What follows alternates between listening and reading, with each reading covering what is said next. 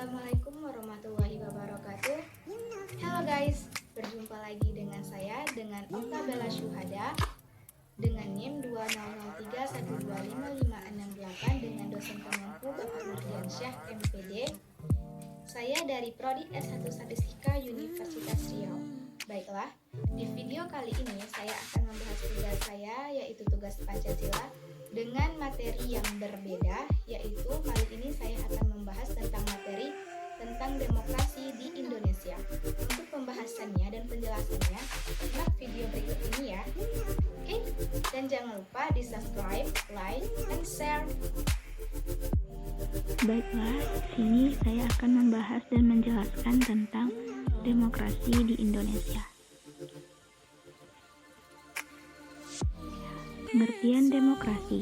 Demokrasi menurut istilah demokrasi berawal dari bahasa Yunani, yakni demokratia. Kata ini terbentuk dari kata demos yang berarti rakyat dan kratos yang berarti kekuatan atau kekuasaan. Nah, demokrasi memiliki pengertian secara umum, yaitu sistem pemerintahan dengan memberikan kesempatan kepada seluruh warga negara dalam pengambilan keputusan.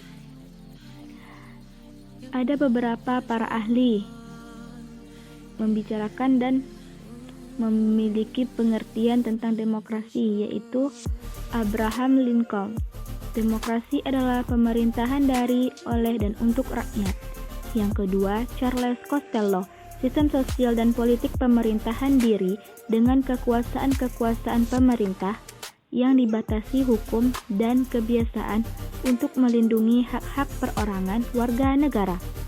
3. Kunjoro Purbopranoto, negara yang pemerintahannya dipegang oleh rakyat. Dan yang keempat, Haris Soce, pemerintahan rakyat karena itu kekuasaan melekat pada rakyat. Nah, demokrasi mengandung pengertian 3 hal penting, yaitu 1. Pemerintahan dari rakyat, yaitu berhubungan sosial. Macam-macam demokratis. 1.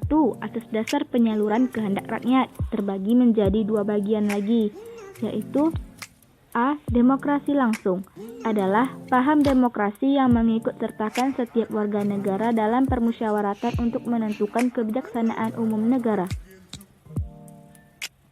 B. Demokrasi tidak langsung, yaitu demokrasi yang dilaksanakan melalui sistem perwakilan. 2. Atas dasar prinsip biologi dibagi menjadi 2 lagi, yang A dan B. Yang A, demokrasi konstitusional, adalah demokrasi yang didasarkan pada kebebasan atau individualisme. Dan B, demokrasi rakyat, disebut juga demokrasi proletar yang berhaluan marxisme, komunisme.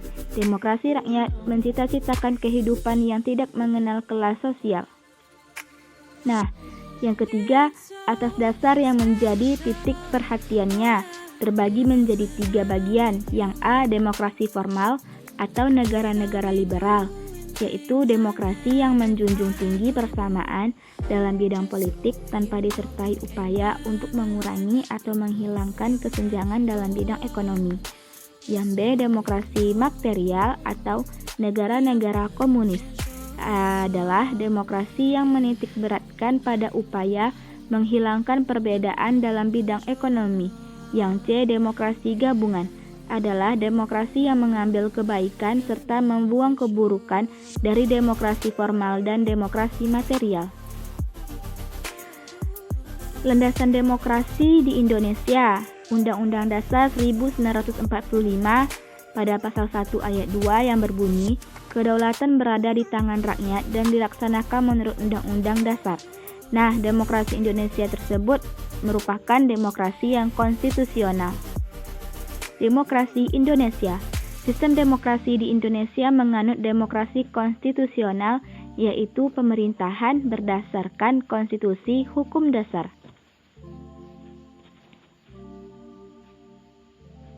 Landasan demokrasi Indonesia. 1.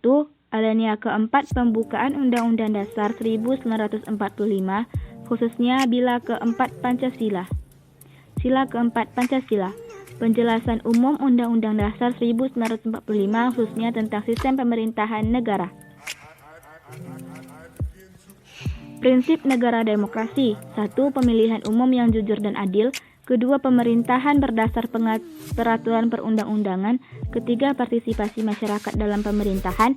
Keempat, kebebasan informasi publik. Kelima, supremasi hukum dan penegakan HAM. Perkembangan demokrasi Indonesia. Ada 4 periode. Yang pertama, periode 1945 sampai 1959. Masa demokrasi parlementer yang menonjolkan peranan parlemen serta partai-partai. Yang kedua, periode 1959 sampai 1965, masa demokrasi terpimpin yang dalam banyak aspek telah menyimpang dari demokrasi konstitusional dan lebih menampilkan dominasi presiden dan terbatasnya peran partai politik serta peran ABRI sebagai unsur sosial politik semakin meluas. 3. Periode 1966 sampai 1998. Masa demokrasi Pancasila, era Orde Baru yang merupakan demokrasi yang lebih menonjolkan arogansi kekuasaan. Keempat, periode 1999 sampai sekarang. Masa demokrasi Pancasila, masa konstitusional era reformasi dengan berakar pada kekuatan multipartai yang berusaha mengembalikan pertimbangan kekuatan antar lembaga negara antara eksekutif, legislatif, dan yudisial. Sekian, terima kasih. Oke, baiklah. Terima kasih kepada teman-teman yang telah melihat video saya sampai habis. Dan saya, Oktabella Syuhada, mohon maaf jika ada tutur kata saya yang salah. Dan lebih dan kurang saya mohon maaf. Wassalamualaikum warahmatullahi wabarakatuh. Sampai jumpa di video selanjutnya.